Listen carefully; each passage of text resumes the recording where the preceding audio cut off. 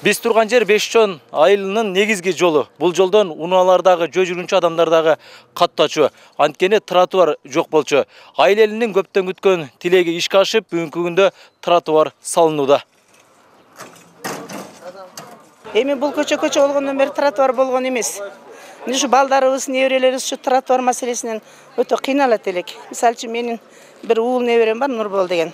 2017-жылы ошодон авария болуп, башынан травма алып, зорго бир өлүмдөн калып өзүнө келди. Улуу небересинин аман калганына сүйүнгөн Майлыкан Курбанова андан кийин дагы кичинекей неберелеринин коопсуздугуна кабатыр болуп келген. Алар мектепке барып келгиче жол карап санаасы кетчү. Анткени айылдын негизги жолунан жөө адам менен унаа аралаш каттагандыктан кооптуу болчу. Тротуар маселеси боюнча, жолго полицейский коюу боюнча айыл өкмөткө кайрылганбыз. Мен мектепте иштеп жүргөндө да бир нече жолу тиешелүү органдарга, айыл өкмөттөргө кайрылганбыз.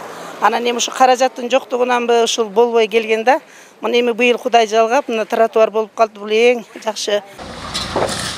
Узундугу 1 чакырым 600 метрди түзгөн тротуар түрткү берүүчү гранттын эсебинен салынууда. Жалпы суммасы 2 миллион 132 миң сом болсо, анын 218 миң сомун айыл аймак бөлгөн. Bir cumadan beri işte atабыз şu yerde o bardurlardı kılıp. Kuday büyürse bir cumada bir yanın jetkizip alsak ananı tegizlep trambopka kılıp ananı asfalt koyarız da kuday büyürse az gündür kaldı. Şu işler жақсы, 10 balla işte atабыз.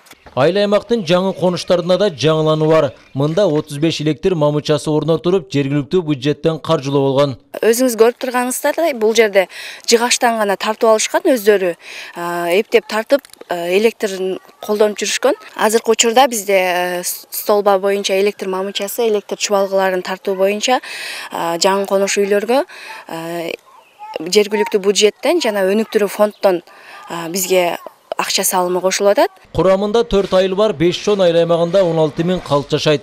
Быйыл аймактын инфратүзүмүн жакшыртууга басым жасалууда. Ильяс Турдубай уулу, Байман Тургуналиев, Ала Тоо 24, Жалал Абад облусу.